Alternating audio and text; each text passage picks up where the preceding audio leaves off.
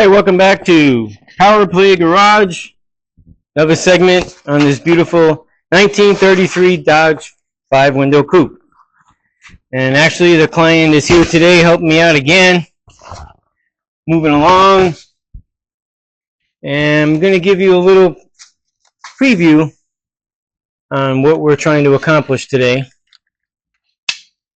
I started taking measurements for the lines we need for the hydro boost, for the power steering, and all the other stuff that has to do with. So actually a little thing that I've used to help measure the lines, actually using this nylon strap. Actually, you know, it's to strap things down, but it actually works out better. I don't have to worry about a tape measure scratching anything, and I can run this the way I need it and get an accurate measurement on the hoses.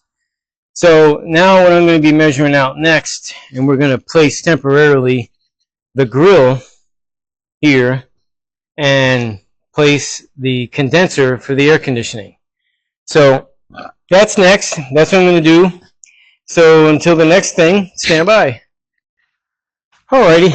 So one of the things I need to do, I discovered after measuring and getting the lengths for the AC component, is that I'm going to have to clock the AC unit 180 degrees, and I'll show you why. But at first, I'm going to show you all the hoses that were made up with the fittings and kind of give you a little bit of a rundown on what's taking place.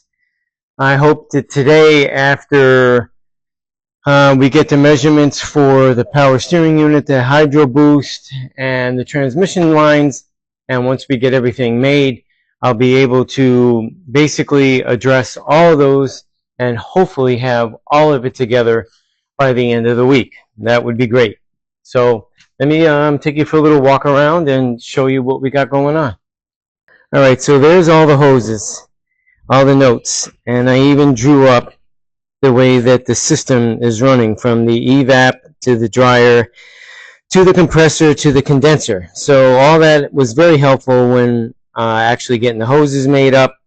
And the reason why I need to clock this at 180 degrees is because the fittings that they sent us for this compressor, the service one, you know, with the highs and the lows, they put them right there at the connection end. So there would be no room to actually service the compressor. So 180 degrees, it'll be up here, and we measured from that point out to make sure that all will work out well. And I have the lines to where they're going to run down underneath, come up behind this part of the firewall, and then go through the metal and receive when it comes to the two lines going into the evaporator, the blower, the unit. And then also we'll run from underneath here through here to come up and go to the condenser. So there's the condenser. Works out really well. It's even painted black for us. And that's going to be that. So today I have a friend coming over with a beautiful 57 Chevy wagon. He'll be here shortly, and we will be addressing the lines.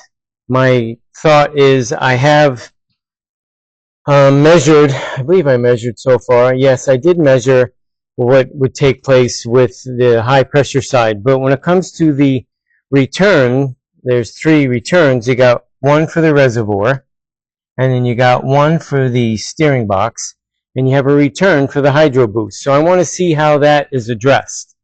And then once that is addressed, I can take the measurements and hopefully get the proper fittings and get it all together. That is that plan. And then we also have a trans cooler, which I believe is right there. And I will be addressing that and painting that black. And hopefully the lines are coming from the right side of the transmission, so I'll be running them up and over.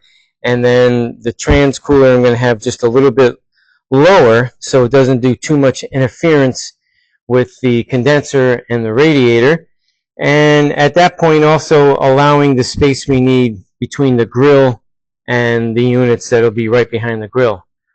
I hope that all that works out, but right now I want to get this flipped around and get that taken care of, and then start with some of that. So in the meantime, and when the 57 shows up, I will be shooting that in the video, so stand by. All right, I'm back, and I got all my measurements for the Hydro Boost set up, for the power steering, all that, all my measurements. Got to figure out the fittings, so when we go to the place to get them made up, the hoses and the lines, even got the trans lines measured out, got that already, and the fella, his name is Pete, he owns this beautiful 57 Chevy wagon. That's right. Beautiful car.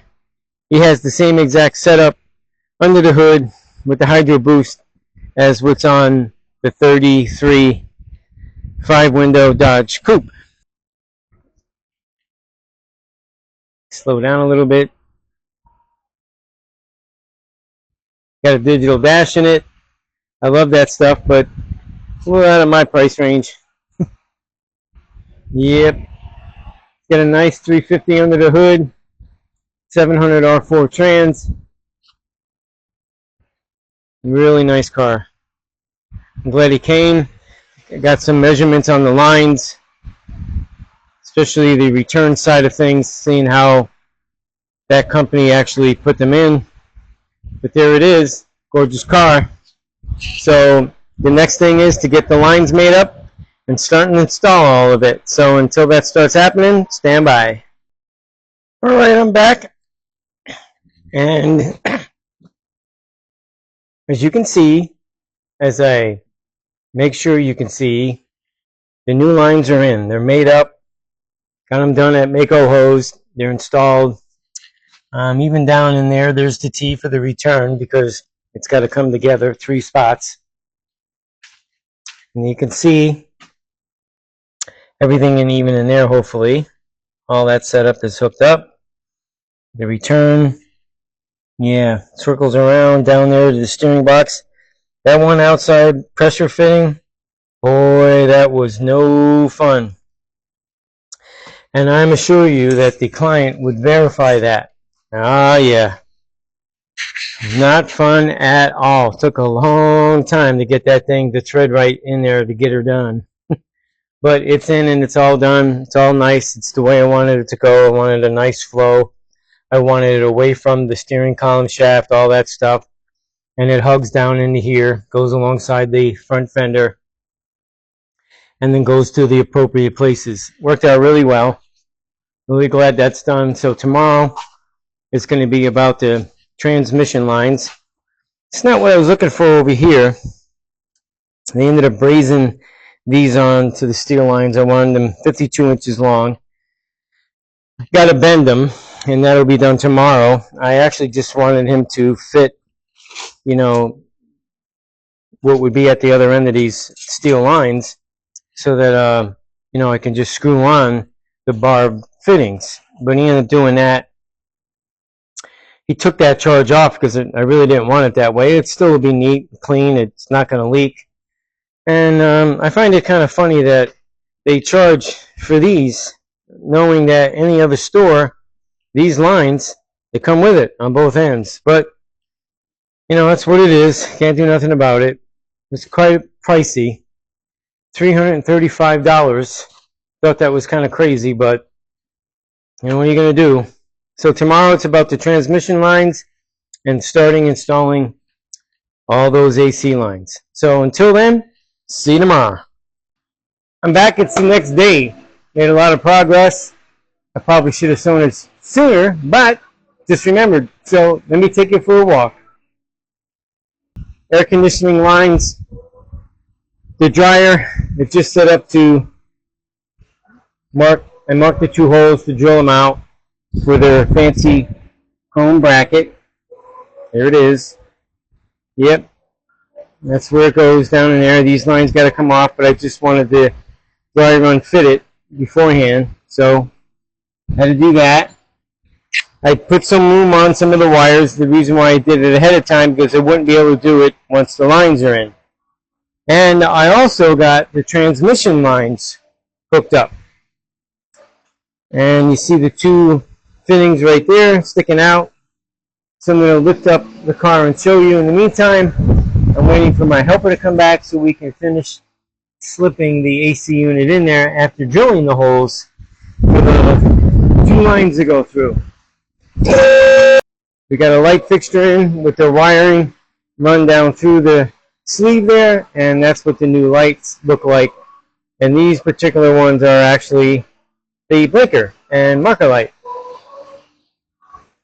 It's hard to tell and see them, but you see the two silver lines are definitely mounted in place. And I have them running even side by side. And actually, you might be able to catch my little connection there to keep them together as they pursue the travel. And there's another unit right there. I even got a rubber hose wrapped around that section right there to protect it from possibly hitting that. I also fastened with a cushion in between, just like I did right there. What you see right there is what I've done over there and over there, and the same thing over here. Essentially, just take a rubber hose, cut the width that you're looking for, and run a zip tie from one side through it, come around, wrap it, come back up, zip, and then I did the same thing to attach it to the cross member up here. So that's a nice pretty line running through. It's nice and secure. It's fixed really well. Yep, including, like I said, that. And this is the AC line, which will go to the condenser once it's in. So it's been a bit of a challenge and a travel, but you might even be able to catch right up in there where the two lines come down out of the bottom section of the firewall in the beginning of the floor pan. So figured that out, and once we have the rest of it figured out, we're going to put this where it belongs. I don't know why it ended up over here, but this belongs on the inside, and we'll wrap that in loom as well. So yep, you have to pull this section of it back out and get it where it belongs. I really don't want it there. At least I don't think so. I'll have to reevaluate that. But we're moving along. Yep, moving along. Definitely making things happen.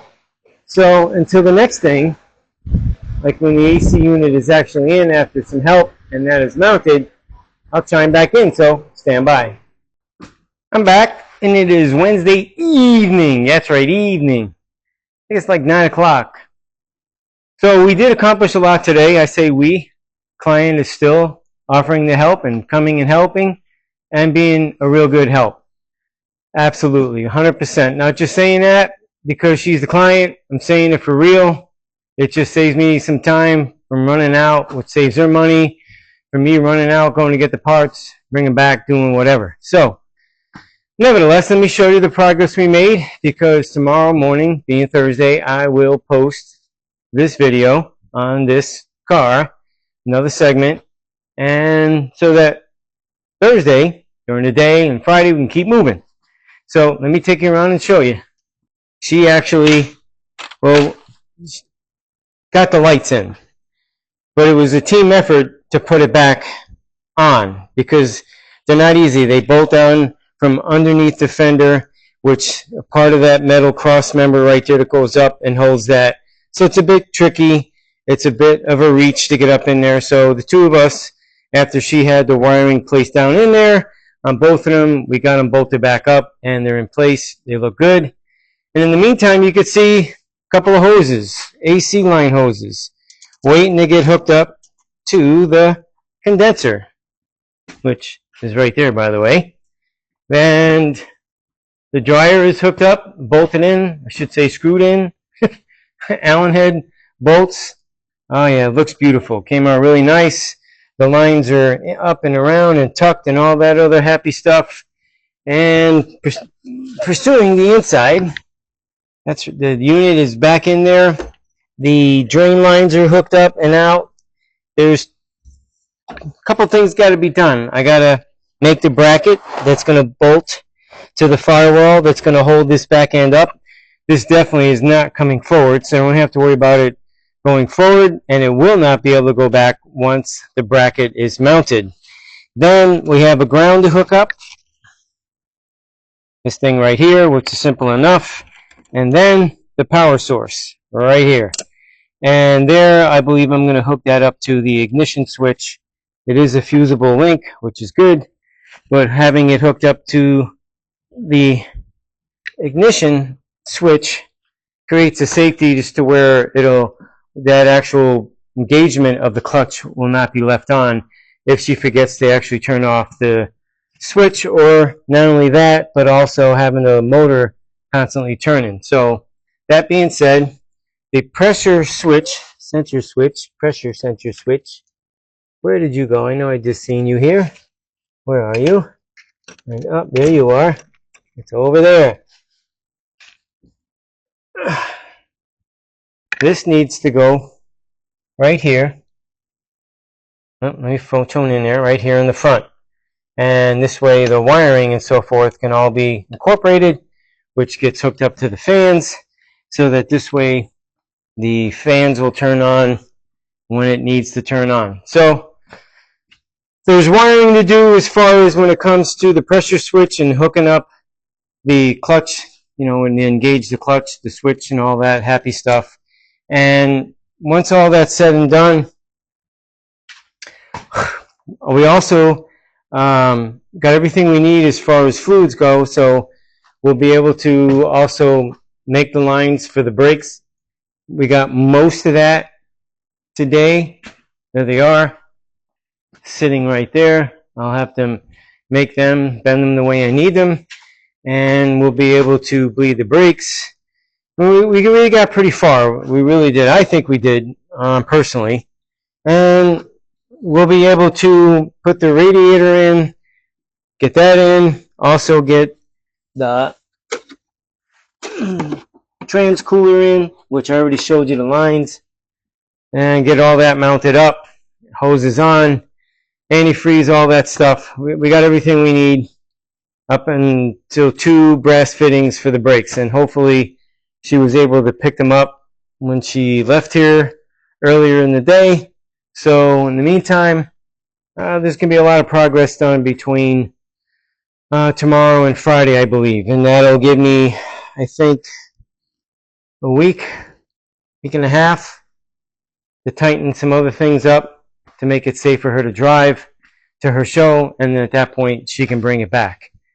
And then finish it up like emergency brakes and whatever else that isn't finished by then. But in the meantime, she looks great, coming along awesome. Like, I can't wait to fire it up again now that the pump and everything is all hooked up and get the fluid in there, and I won't have to worry about burning up the power steering pump. So up until the next segment, try to get something done. I do appreciate people watching. If you can subscribe, that'd be great. Give me a thumbs up, make a comment. Hopefully I'll see the comment. Most times it says there's 4 of them. I get to see 2. And anything else, I don't know why I just don't get to see them. It must be a YouTube thing. I don't have an idea. But in the meantime, if you can all do that, that would be great. I would appreciate it. So thanks for watching. Until the next segment, once again, try to get something done.